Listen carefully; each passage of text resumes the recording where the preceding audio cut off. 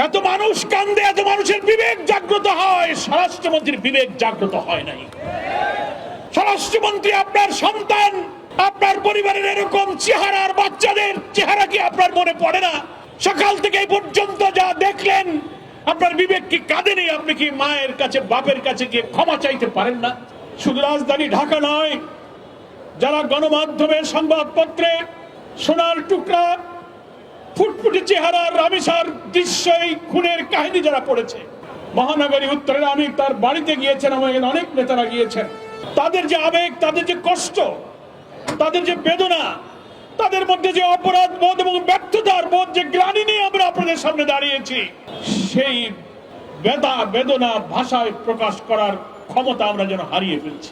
সংগ্রামী দেশবাসী, কি নিষ্ঠুর, নৃশংসভাবে হত্যা করা হয়েছে। গণমাধ্যম কর্মীরা বলছেন মেয়েটি কেবল 1 থেকে ক্লাস 2-তে উঠেছে, 7 বছরের মতো বয়স হবে। মেয়ের বাবাকে দেখলাম কেঁদে কেঁদে বলছে, আমি 7টি বছর আমার বুকে নিয়ে তাকে ঘুমিয়েছি, কিভাবে আমার রাত কাটবে। কুপিয়ে কুপিয়ে তার দেহকে খন্ড খন্ড করা হয়েছে। ওইটুক শিশুর মাথা আলাদা করে তাকে বাথরুমের মধ্যে ফেলা হয়েছে। আজকে আমরা মানবতা, গোটা জাতি, গোটা দেশ আজকে আমরা লজ্জিত, ব্যথিত। আমরা শিশু রামেসার মা, বাপ, এই দেশের সমস্ত মায়ের কাছে আমরা ক্ষমা প্রার্থী। মানবতা আপনাদের কাছে আমরা আজকে লজ্জিত। আমরা যারা রাজনীতি করি, সমাজ, দেশ, সভ্যতার দায়িত্ব নিয়ে মানুষের কল্যাণের জন্য যারা রাজনীতি আর আদর্শের কথা বলি, তাদের সামনে এত অমানবিক, এত ঘৃণ্য, এত পৈশাচিক দৃশ্য, আমাদের বিবেক ক্ষতবিক্ষত হয়ে যাচ্ছে। হ্যাঁ, আমরা এটা স্বীকার করি। সরকার হয়তো বলবেন, প্রশাসনের দায়িত্ব পালনে যারা আছেন তারাও হয়তো বলবেন, সমাজ তো অপরাধ থেকে কখনো মুক্ত হয় না, সব সমাজেই কিছু অপরাধ প্রবণতা থাকে। কিন্তু আমরা বলতে চাই, মানব সমাজ 100% অপরাধ মুক্ত হয় না, কথা ঠিক। অপরাধ প্রবণ মানুষের মধ্যে অপরাধী মানসিকতা থাকে।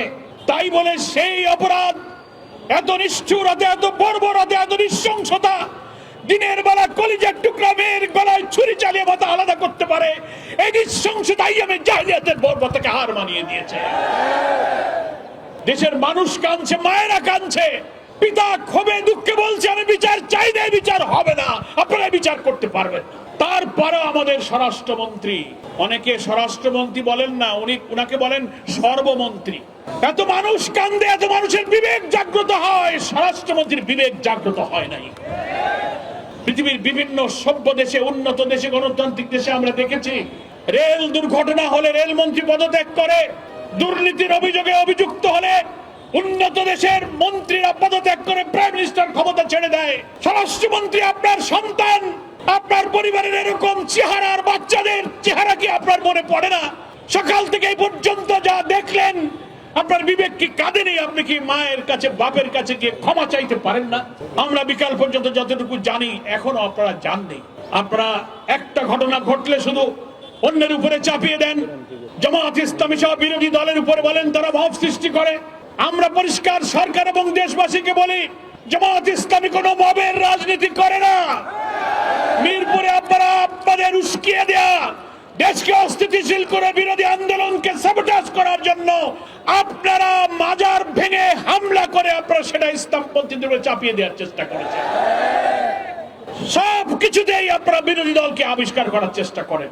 প্রশাসনে যারা আছেন, ল এনফোর্সিং এজেন্সিতে যারা দায়িত্ব পালন করছেন, স্বরাষ্ট্রমন্ত্রী আর সর্বমন্ত্রী, সংবিধানের টানাটানি ছেড়ে মানুষের জীবনের নিরাপত্তার দায়িত্ব পালন করুন। কাজ নাই। আজকে গেছেন আপনারা মিরপুরে গরিব মানুষের বস্তি উচ্ছেদ করার জন্য। দুঃখী, বঞ্চিত, অন্নহীন, গৃহহীন মানুষেরা সেই পুলিশকে ধাওয়া করেছে। আমরা পুলিশের ধাওয়া পছন্দ করি না, কিন্তু গৃহহারা মানুষকে যখন আপনি উচ্ছেদ করতে যান, অস্তিত্ব যখন টেকে না, তখন তার বাঁচার জন্য আর কোনো উপায়ও থাকে না। সে পুলিশেরা সেখান থেকে ধাওয়াকে ফিরে আসছে। হামে প্রতিদিন লোক মারা যাচ্ছে, 10, 20, 25, কয়েক শত শিশু। আপনার ঘরে, আমার ঘরেও তো শিশু আছে, আমরাও তো শিশুদের পিতা মাতা। শুধু আপনি আগে দোষ দেবেন, আগের সরকার টিকার ব্যবস্থা করেনি।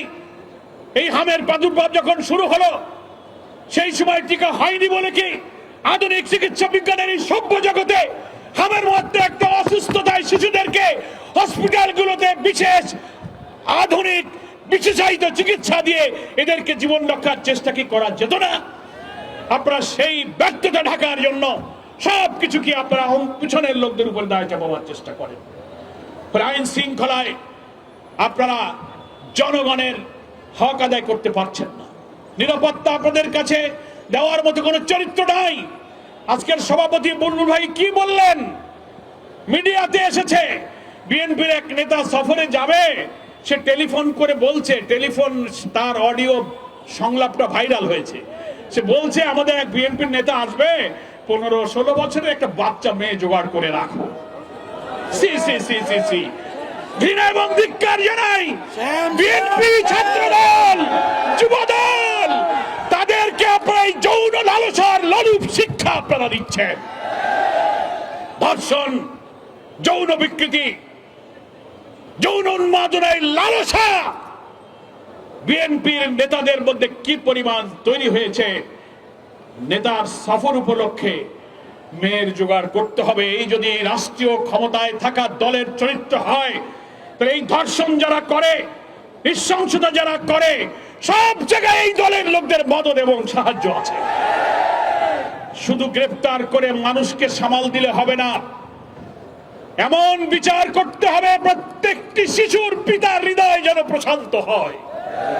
প্রয়োজনে আইন সংশোধন করে ধর্ষণ এবং মৃত্যুর শাস্তিত মৃত্যুদণ্ড, কারাগারের মধ্যে ফাঁসিতে মৃত্যুদণ্ড দেওয়া হয়। বাংলাদেশের ফৌজদারি দণ্ডবিধি প্রয়োজনে সংশোধন করে ইসলামিক জুরিসপ্রুডেন্সে বলা হয়েছে এই সব নৃশংস হত্যার বিচার প্রকাশ্য জনগণের মধ্যে, তাকে সামনে এই মৃত্যুদণ্ড দিলে গোটা জাতির মধ্যে অপরাধ সম্পর্কে আতঙ্ক তৈরি হবে।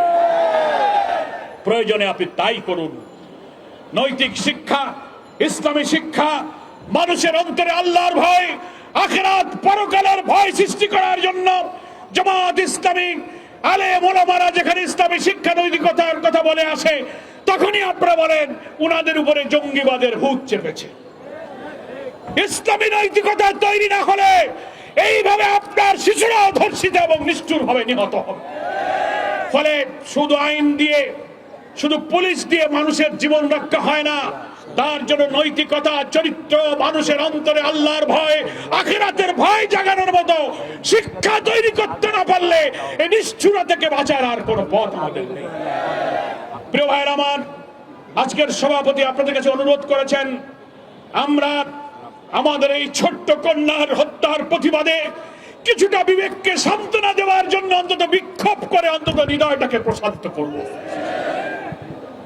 সবার চোখে পানি, সবার হৃদয় কাঁদে, কিন্তু আমাদের সর্বমন্ত্রীর হৃদয় কাঁদে না। তার তো উচিত পিতামাতার পা ধরে ক্ষমা চাওয়া।